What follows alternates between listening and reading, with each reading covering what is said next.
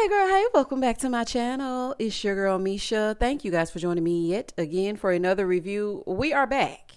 Okay, we are back with a brand new review for Ready to Love Season 10, Episode 7. Now, Tommy and Mr. Will Packard and the programming people down at the OWN. Let's not ever do this again.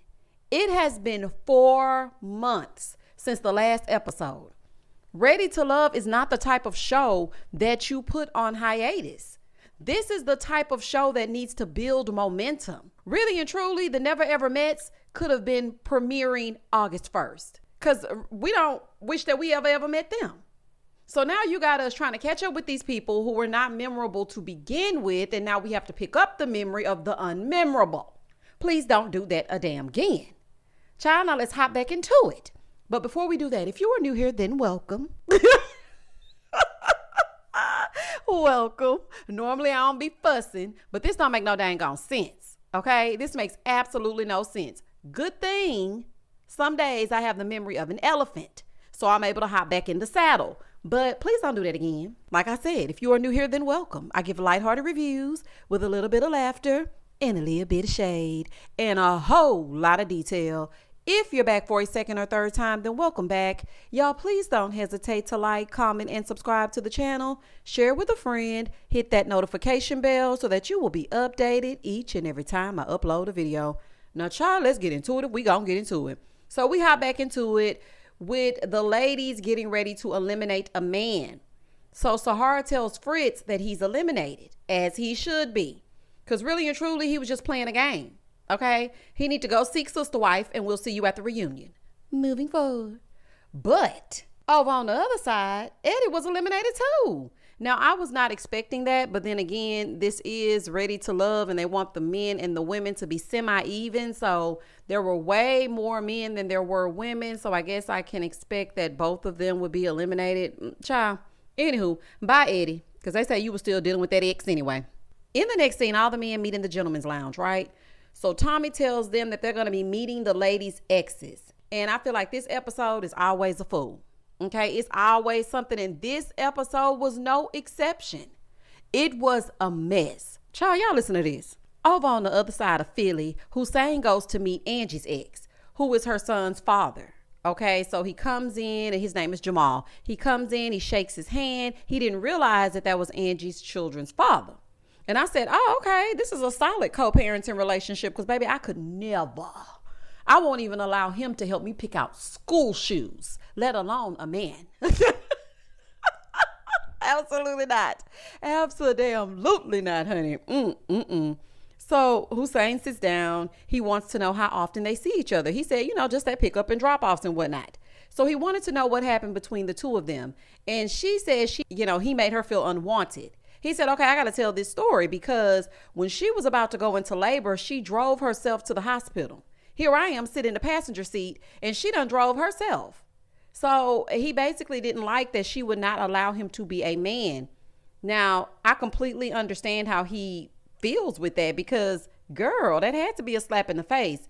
Now, I don't know if it was just me, but I still feel like there's some chemistry there. Maybe it's just me. It felt like something. So after the story was told and whatnot, Hussein kind of felt like that was a red flag because she steps in and doesn't allow a man to be a man, and he likes to lead. And I have to say this, sometimes we as women have a hard time when we've always had to do everything by ourselves. Sometimes you don't know how to put the load down because you're always carrying it. And I know that, you should allow a man to show you that he can lead. And I can see how that would be a problem for someone who wants to lead you somewhere of substance, honey, because some of y'all don't be leading nowhere, okay? Leading to a dead end. Wrong road. Moving forward. In the next scene, Kiara is meeting with her ex, Jules, and they're going to meet Jay. So Jay shows up, right? And before he shows up, Kiara is telling Jules, she's like, listen, I want you to make sure no more F's and his baby braids make the cut, okay? Tell him all things good about Kiki. So Jay walks in, he sits down. He already was kind of like, I want to see what kind of clowns she's dating, or if he's a thoroughbred like myself. Let me say this about Jay. I don't give a damn what the people got to say about Jay, baby. Jay got that self-esteem. Baby, Jay got that self-esteem. Do you hear me? Jay thinks very highly of himself and can't nobody tell him nothing different. And I love that about you, Jay. I really do. So he walks in, he sits down. Jay asks Jules, okay, so what happened between the two of you? Now, this is where it got creepy, uncomfortable, and quite frankly, irresponsible of OWN. Now, let me tell you what happened. Jules starts to tell this story about how he liked Kiara ever since she was small. Now, he's like, yeah, I'm a few years older than she is, and she's younger than my youngest sister. And so, I kind of had my eye on her a little bit, but, it wasn't time yet. But then when she became of age, then I came in. I was like, excuse me? Because that didn't make no sense to me. Now, at first, I'm thinking in my mind, okay, she was like 16, he was 18. Then Jay tells us that she is 9 years younger than him. I beg your finest pardon. You mean to tell me that you were looking at this baby when she was 9 years old? I'm with Jay. Y'all 9 years apart. So were you watching her like a predator, waiting for her to be 18? Like, yuck. That was really cringy to me. And how long did you wait before you pounced? I don't know, child. I just, I was thoroughly disgusted. 9 years old.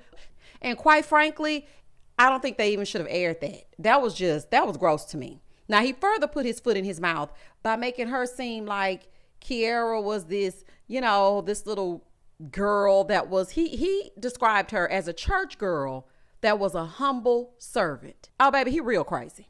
Oh, all that Louis Vuitton stuff, that's fake. She was a humble servant. So Jay is like, what? Then he reveals to Jay that he still has a crush on her and that never goes away. And he still has feelings for her. Ma'am, why did you invite Chester? Why did you invite this man? And why would you say that you still have feelings for her, sir? What is wrong with you? And really and truly, I feel like you were just saying that because you were trying to scare Jay away. And the man is crazy. He's legit crazy. And Kiara, I'm telling you right now, this is not cute. This is not funny. And I'm speaking directly to you. And I know you listening to these reviews. Please get away from that man. He does not need to be your friend. He gives me the ick. And his eyes are crazy. Get away from him. Because that's one of those, if I can't have you, no one can. People will legit smile in your face and be plotting. Now, it might not be that serious for most. But for me, it's just something about that man that I do not trust. My discernment is ringing, and I just think you need to get away from him. So then Kiara told him, sir, you are here to talk to him and vet him for me. Okay, you are just my friend. That's it. Okay, that's it. That's all. You're nothing more than that. You need to be talking to him about me, not about you liking me. Like you're doing the exact opposite of what I wanted you to do.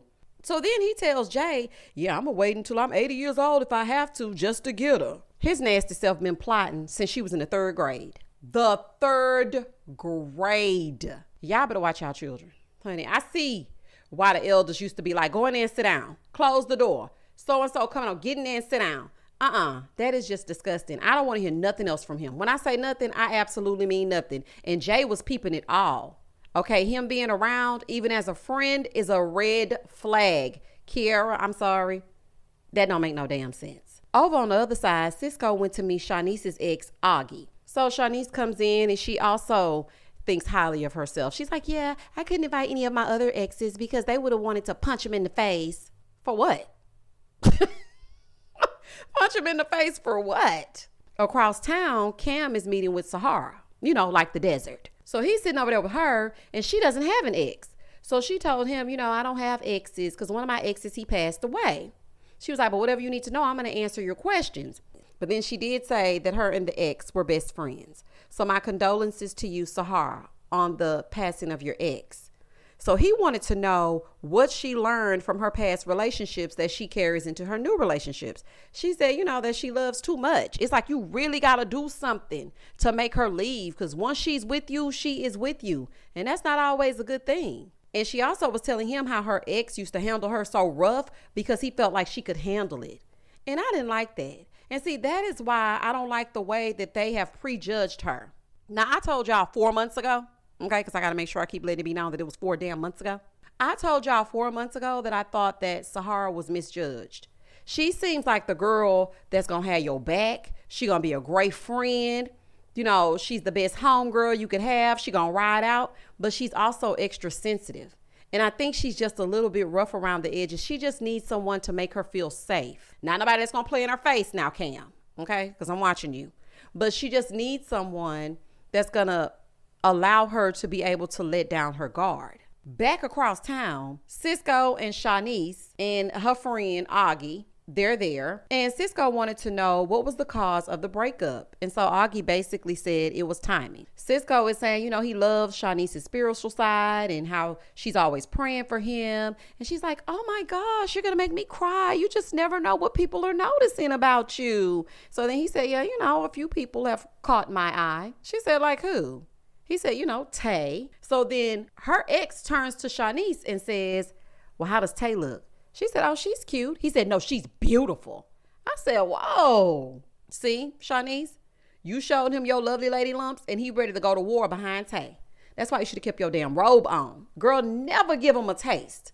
Girl, absolutely not. And I would have told Cisco to hurry up so he don't miss the next bus. Don't play with me. Sitting there talking about Tay's beauty. Really? There was no reason for you to correct her. She didn't say she was a dog face. She said, oh, she's cute. She's not trying to date Tay. She's trying to date you.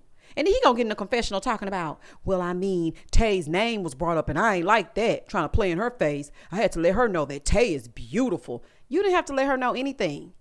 And you brought Tay's name up. There was no reason for you to even bring up another connection on a date with her and her ex. You just mad because you sitting in front of her ex. I don't think you handle competition well because you did the same thing on this next date.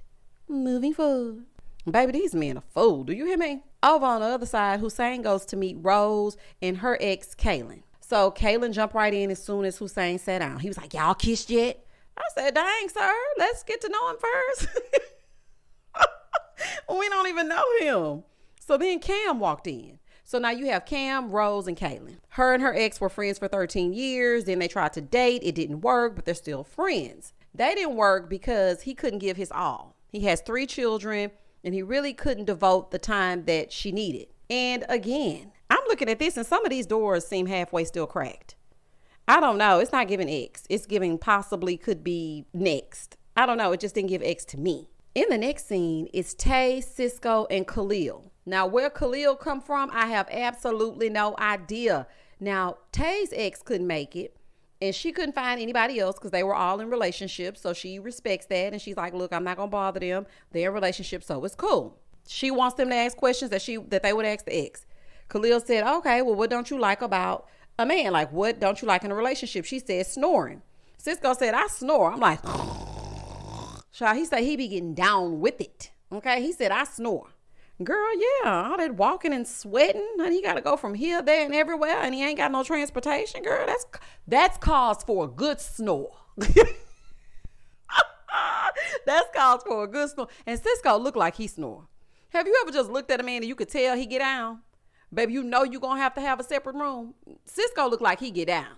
So I don't know what you're going to do, honey. If you're going to choose him, you better buy some earplugs because he looked like he snore. Back with Rose, Cam, and Hussein, they want to know what's wrong with Rose. He said, well, I feel like, and this may sound crazy, she just cares too much. Like if I'm sick, she's like, are you okay? If I move to the left, she's like, do you need anything? It's just too much. I mean, she's just a good woman. Cam was like, yeah, no. Okay, she's not perfect. Child, you're just used to men dogging women out when it's over. See, you're used to these men that step on the scene. Oh, she crazy. Oh, she did this. Oh, she did that. Not stating what they did to drive her crazy. That's what you wanted to hear. But this man was saying that Rose was a nice lady and you can't take it. Back with Tay, they want to know how she deals with conflict. So Tay said, I get kind of defensive because like, why are you screaming at me? Like, what's going on? So then Cisco wanted to know what would make her pull away. And she said, if I feel like I'm not being heard, when you start acting funny and weird and stuff, then I just be like, okay, you might as well go on about your business then. Back over with Cam and Rose and Hussein, Cam wants to know if the spirituality is something she needs from a partner. And she's like, yeah, it is. Now, with Rose and the men, her ex wanted to know if Cam would go to church, even pass by a pew. Would you go down to the sanctuary? Okay, other than a funeral, would you go to church? And so, he kind of hemming and hawing a little bit. Now, Rose claims that she doesn't need him to go to church, but he's like, yeah, I'm not buying it. I think she's going to need me to. Listen, Cam. Okay, I'm speaking directly to you, honey. Just say you like Sahara more than anybody else, because that's what it's given. And the way that Rose flipped out on Fritz, that shows me that she's not perfect. Now, see, nobody else knows that she flipped out because Fritz is over at the house and she did it in the ladies' lounge. But that just shows me that Rose got something to her. But that ain't none of your business. You asked what was going on with her and the ex, and that ex told you. Moving forward. Now, as far as Hussein, I mean, they both left and they were upset that the ex didn't give real answers. They feel like they got to do some more digging because Rose cannot possibly be perfect. They feel like her ex was trying to make her seem like she was perfect and she is not. I mean, maybe they didn't have any bad experiences. Sometimes people separate and it's not any bad blood. Maybe it's that. Okay, maybe he didn't get to experience the rough part of being with Rose because they weren't together long. Like, what do y'all want him to say? Back with CCT, Khalil, Cisco, and Tay. Khalil wants to know, on a slow week, how often are y'all having the sexuals? And she was like, in the big, like, what? What are you talking about, honey? My mama watching this. Cisco, Khalil, and Tay are still talking, but Cisco noticed that Tay's body language was more towards Khalil. And I mean, I'm sitting here wondering what happened to Naeem, because that was the person that she was sitting on the couch with, playing cards or whatever they were doing. I was confused. I don't know what's going on. Plus, it's been 4 months, honey, so I'm a little bit confused because where did Khalil come from? Also, I did not like that sex question. You need to get to know her first. Why you sitting up here wondering how many times a week she had sex? I didn't like that. Khalil, you and your little salad tossing, honey, y'all freaked out. Do you hear me? Freaked out. And to you, Cisco, Tay was probably turned towards Khalil because she found out that you kissed Shanice in her mouth. Okay, but you don't know that she found that out. I'm just saying. Moving forward. In the next scene, now Cam is going to meet Angie's ex. So he comes in, he sits down, they're having a little banter back and forth and back, you know, a little flirting going on and whatnot. And she tells him that he's not meeting an ex because, you know, it's fairly new. So, yeah, there's that. And baby, what she say that for? He was upset about that. He was like, the assignment was for me to meet an ex. I mean, well, you're not meeting one. You didn't meet one over there and you didn't meet one over here. Maybe it's you. Because, Cam, you can't find an ex to save your life. Do you hear me? In the next scene, Deanna, Naeem, and Khalil are going for a date. Now, what I was wondering when I saw Khalil here, there, and everywhere is, do they tell these people who they're going on a date with? Because her dates made absolutely no sense to me. Now, she also has no ex. Do y'all see a pattern for me? There's no ex here either. She says that her and her ex are not on speaking terms. They can't even be friends. Now, for me, I would have asked more questions because something about Deanna just gives toxic a little bit. And so I would want to know exactly the reason why her and her ex are not speaking. That kind of was a red flag for me, but maybe that's just me. I'm just saying, maybe that was just me. So they sit down, they're talking, and I'm just thinking, you know, the whole assignment, just throw it all away. Throw the whole assignment away because only 1.5 exes were shown. And Kiara, your ex should be in jail, but that's neither here nor there. That's just a side note, but he definitely should not have been on this episode because he is a weirdo. Okay, it's giving a little weirdo. Back with Angie, she's telling Cam about her ex and how, you know, he felt like she liked to take charge and she wouldn't let him be the man and really do things that a man is supposed to do. And as she was telling Cam that, I'm like, well, they definitely are not a match because we know that Cam is an alpha male and he likes to be in charge and he likes to lead. So that's never going to work with him. Back over with Deanna, Naeem, and Khalil, they want to know what her ex would say if he were there. And she basically said, she's a runner, she's a track star. If he was here, he would say, I'm a runner. When things go wrong, I just kind of keep it and I don't say anything about it. And basically 3 strikes, you're out. Even though I never told you what the hell was wrong, you do it 3 times and you gots to go. I was just like, girl, something is wrong. That is a red flag. That means you don't communicate well. So again, here we are with the second red flag. I just feel like, Deanna, you might be a red flag, girl. That's just what it's given. And they get up and get ready to leave. And I'm just looking, I'm like, girl, what are these assless chaps that you are wearing? What is going on? What are those? You went in that store, okay, and said, I would like those pants with the ass part cut out. I would like those. That's what you thought made sense? Deanna, girl, don't do that no more. Moving forward. Now, I personally feel like we're not getting nowhere on these dates. There are not any questions with any substance. How often do you have sex? Why you wearing assless chaps? Why the ex ain't here? I mean, we really are not getting anything. Okay, we're really not. Back over with Cam and Angie. Cam says that his exes would say that he likes to nitpick things. And I can tell, child. I'm going to start calling you Cam the complainer. So they're talking or whatever. And she's like, well, no, I like to argue just so we can get to the makeup part. So she, she's kind of making her little sex jokes, probably to deflect, because that's what I felt it was. And he didn't like that. He felt like, she didn't follow the assignment. But truth be told, if that's the case for her, then Sahara didn't follow the assignment either. I'm just saying. Okay. And I just feel like, Cam, you don't like nobody but Sahara, for real. Now, I understand Angie's reasoning, but girl, the assignment was to bring your ex to work. Okay. Nobody told you to pick and choose who gets to meet the ex. Your ex is supposed to show up, point blank, in the period. Now, me personally, I'm not inviting my ex nowhere. Okay. None of them. Even though I'm cool with a lot of my exes, I still wouldn't invite them anywhere because what they got to do with anything? But y'all know what? I said and I thought about it. I said, you know what? Now I understand, because your ex does say a lot about you. If you put some of these people's exes in a lineup, you would be like, oh, and you dated her? Oh, child, you would date any old body, child. In the next scene, all the men meet back in the vault. So Tommy wants to know how everything went. So he asked Jay about, Kiara's ex. And Jay was like, yeah, he's 9 years older than her. And Tommy said, oh, okay, so this sounded illegal already. It definitely is. So then Jay brought up how her ex said that he's used to her being, more humble and being a humble servant and not having the Louis bags. And he didn't really like how the ex was talking. So Tommy said, yeah, he's used to her being 9. And so everybody started laughing. And I'm like, this is not Comedy Central. This is not Def Comedy Jam.